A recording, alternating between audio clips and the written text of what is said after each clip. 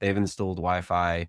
They've installed mini desks at some of the seats so that people can sit and work from their laptop, and essentially encourage people to come and work from the Oval as a way to drive additional people to the matches that don't sell out. Liverpool, Manchester United, a few of the bigger clubs do really well with Legends games, but there's like a very interesting idea around creating a league around the one-off games.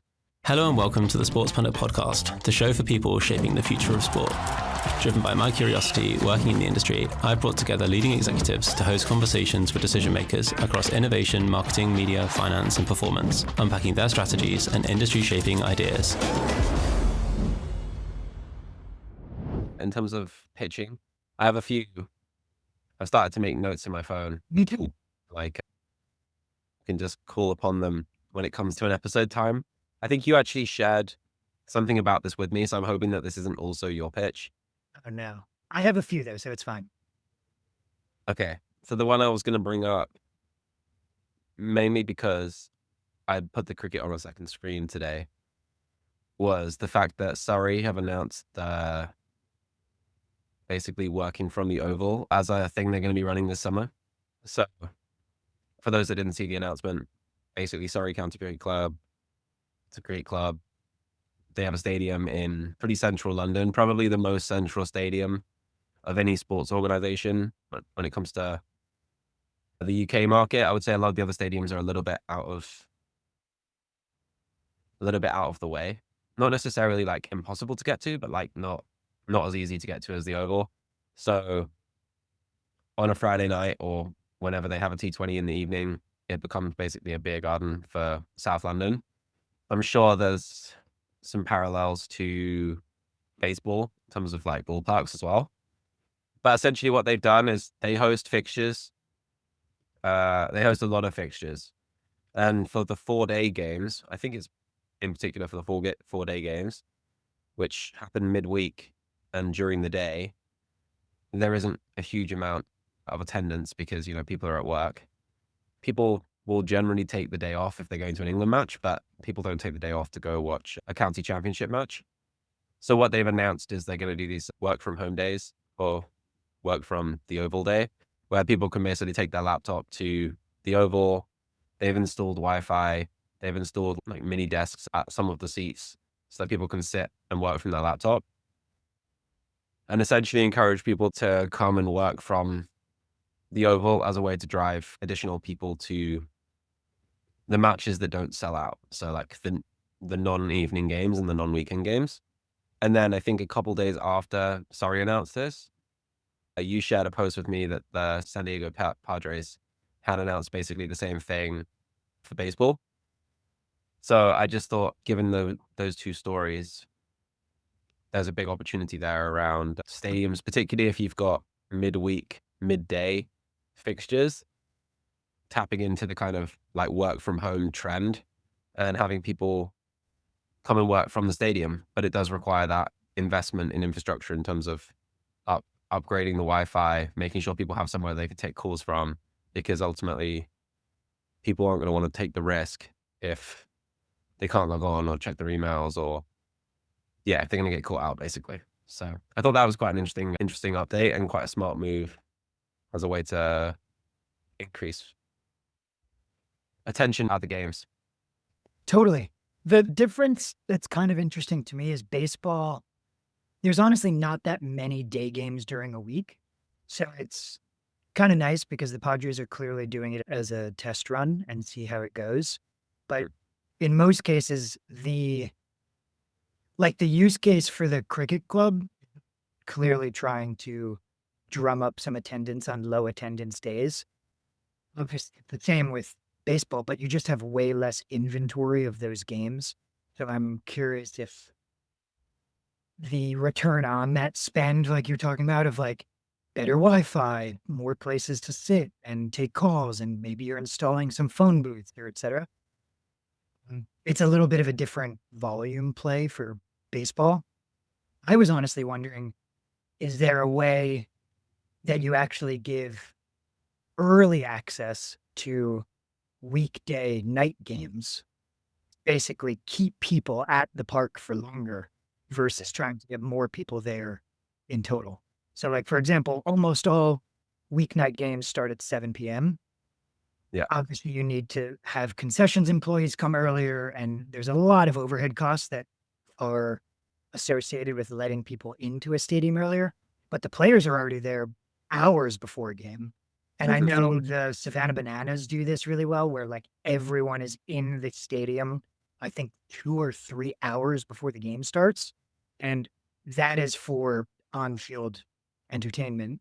But I wonder if there's a way to sort of blend the two and create a way to entice people to work from the stadium and then stay there for the game. It's a long day, but I wonder, Yeah. I don't know, does that spur any in imagination for you? Yeah, potentially. I mean, I think one thing that stadiums don't do very well is like if you try to go to an after work game, a lot of stadiums won't let you bring your laptop in. So if you've been working in the city that day, it's like, where do I put my stuff? You then have to pay like 10, 15, 20 quid to store your bag in a locker outside the stadium, which then means when you're leaving to get home, you're then in another queue. So it's not a great experience for somebody that's like working in town that day and has to go to the game. So definitely think there's something to that kind of like way to get people there earlier. And also there's a lot of stadiums that are trying to encourage people to arrive earlier so that they spend more. So if you were to do that, like it kind of creates, maybe it's a small cohort of people that arrive early. I think the other parts to it that I thought were interesting, I tried to do a co-working event with Sports Pundit where I basically said before one of the drinks in London, like if people want to arrive from lunchtime, you can like work from the upstairs area of the pub. And then it goes into the co-working in the evening. And it worked to a degree, but I think the challenge was like a large part of it, if you're all there working, is like you want to chat. If you're working from home usually and you're going and doing this work from a different location opportunity and it's like an ad hoc thing, I think there's actually a bigger opportunity if you also integrate networking into it. So part of the benefit would be rather than just work from the ballpark Wednesdays or whatever it is, right? Segment it by industry in some way so that you're able to work. There's Wi-Fi if you need to do emails, but actually why not make it like a networking event to some degree as well? Because actually that's a way you could add value. You could meet new people that are also interested in baseball and work in your industry. And you probably, because realistically, you're not going to be that productive working from your laptop at the ballpark, right? So if you can at least create new relationships from it, I could see how that could work really well for specific industries. Like if you're in insurance or something, right, where it's like a really relationship driven industry, or the sports industry end up being another one. And then you had people that work for Surrey, for example, hanging out there, but then there's all these people that work in sport hanging out at the Oval. Like that's a huge opportunity for them to intermix with one another and kind of like maybe learn things from each other and explore problems. So I think the networking piece to it could be something that you could also try and attach, because realistically, yes, you need to be able to answer your emails. You need to be able to maybe jump on one or two calls that you couldn't move that afternoon, but like you're not going to be sat there working religiously for the whole afternoon. No, I mean, we're two people that work from home, right? And I think I can say with a ton of certainty that I don't like working from home, but I'm on calls a ton. If I'm on calls like back-to-back meetings for 4 or 5 hours, it's always going to be a better setup for me to just stay in my home office and work in my setup. I've tried to go to a WeWork or an Industrious or a few other like co-working spaces. And what honestly ends up happening is you don't actually talk to anyone else and you're stuck in a phone booth in just a less ideal work setup than home. So I do think there is speaking from personal preference and experience, I would love to be able to work from somewhere. But to your point, I'd choose a day where I don't have a ton of meetings. I would want to meet other people. I would not simply change my surroundings just to like sit in a different phone booth, Yeah. Yeah. There's literally nothing worse than being in on a day when you've got lots of calls and you've got to like jump into a cafe to take a call or like answer it from your phone and the signal's bad. I think the other part of it that I thought was interesting. So I think one angle is like you go down slightly more of like an industry route and say, we'll make it like, maybe this is me thinking selfishly, like a sports industry co-working day where you got loads of people coming from the sports industry. They're working from the cricket, but also intermixing with one another. The other point that I think could be interesting, and I think you get this to some degree already within other stadiums, maybe not when there's games on, is like if a company has bought access to a box at a stadium, they have the ability to go and use that box outside of game days in some circumstances. And so they'll use it for like client meetings and they'll use it as a co-working space.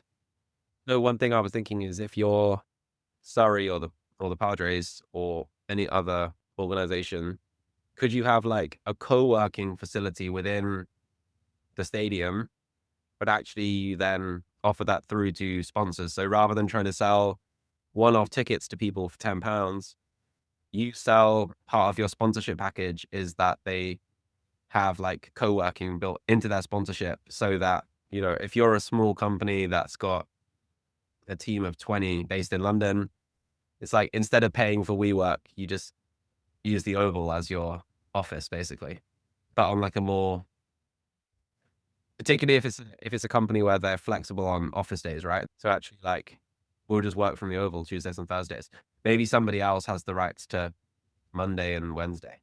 But ultimately you essentially then start to monetize it outside of even the days where there's matches. The days with matches just become an additional bonus that, there'll be cricket going on, but you still have access to your box. So that was the other part that I thought could be kind of interesting is like, attaching it to the corporate kind of hospitality package in some way so that it becomes almost part of the sale. Yeah, I'm curious to see. I guess maybe we need to ask someone at the Padres how this goes. Well, the first game is, I don't know when this will come out exactly. The first game is 10th of June, which is next Wednesday. So we'll see how that goes. But basically they have made it work remote Wednesday, basically, because they have a game that kicks off at 1 p.m. every Wednesday. Or every Wednesday that they have a game that kicks off at 1, they're going to be doing this remote work Wednesday. They kind of like attached it to a specific fixture. I guess we'll see how it goes with that. I don't have the details in front of me of exactly. I'm actually looking, and to be honest, it's a little more like a theme night than it is a true activation. It looks like you basically get admission to the day game and you get $10 in Friar funds, which is good for lunch, is how they're marketing it. So there's no real talk around workspace or your laptop will be approved or anything like that. The sign would just say bring your own laptop. But yeah, Surrey definitely made more of an effort to kind of call out the upgrades and facilities that they've made in order to make it possible. Whereas the Padres one feels more like, you could work from here. Like, we'll just say that as a marketing campaign and then see if anyone does it as a way to kind of drive some additional people through the gate. Surrey one feels like a more serious investment in infrastructure. From the way they positioned it, at least. Definitely. Yeah, I think there's a big opportunity there in terms of tapping into an industry and like then being able to benefit from not only monetizing the space, but also leveraging that network to then drive other commercial objectives for the club. If you have a load of sports execs there, how do you then leverage that to build better relationships with agencies or vendors or sports technology that are hanging out in your venue? So it feels like there's quite a few different ways you could win if you were to do that. Yeah, I mean, it almost could turn into like a niche pass for multiple days a month. Yeah. And you could have sponsors sponsoring different industry days, even. And to the same point of you're saying a suite could be sponsored and held by one brand Tuesdays and Thursdays and a different partner Wednesdays and Fridays. Who's to say brand X really wants to get in front of insurance business leaders and you run a insurance type networking event during those days and then vice versa for other things. like a partner day, but just like you let them invite whoever they want that works in that industry. And yeah, the co-working thing becomes like one way of monetizing, but actually the network that you could and the data you'd get from having those people in the room could actually be the real value add. Because I think they're only charging maybe like £10 or $10 or something for the tickets or the upsell. So realistically, the value is in how that generates more significant revenue in terms of the relationships and the opportunity there. Okay. Should I bring you my first pitch of the day? Yeah. I can't remember if we talked about this, but I was batting around the idea of someone had mentioned, maybe it was in the Sports Pundit WhatsApp group, about if the Premier League or a team should or would ever acquire a Baller League or a Kings League. And it got me thinking around the ideas of, obviously, Liverpool, Manchester United, a few of the bigger clubs do really well with Legends games. Mhm. I don't know exactly what they call each of them, but the big celebrity, former player, Legends types games. And imagine a world where that became a structured like mini league where maybe you have to sign all of these people to miniature contracts and small talent fees, but you create an entirely secondary running league on off days of the stadium of the first team. And there are tracked stats. It is in the US, of course, you need to say it's bettable, but there's like a very interesting idea around creating a league around the one-off Legends games. And I think that would be really interesting and really fun to watch. You could get, obviously, probably discounted tickets. You maybe close off half the stadium or see how the attendance goes. But instead of the one day only, I think some of these teams maybe do it once or twice a year. You create like a miniature league between a few different teams and create a retirement / celebrity league. Yeah. So I've gone blank on its name, but this used to exist in the UK like way back, like 2020. Yeah, because when Baller and Kings League launched, a lot of people were like, "Oh, like the Legends series," and you're like, "Oh yeah, it kind of was like that." Yeah, it's basically like indoor football with ex players. So I think definitely there could be something there. I've always said this about both Baller and Kings League. I think from a commercial perspective, they've both done incredibly well. I wonder in terms of defensibility, the opportunity, because to your point, if you're the Premier League, what stops you creating your own five-a-side league and just having way better distribution?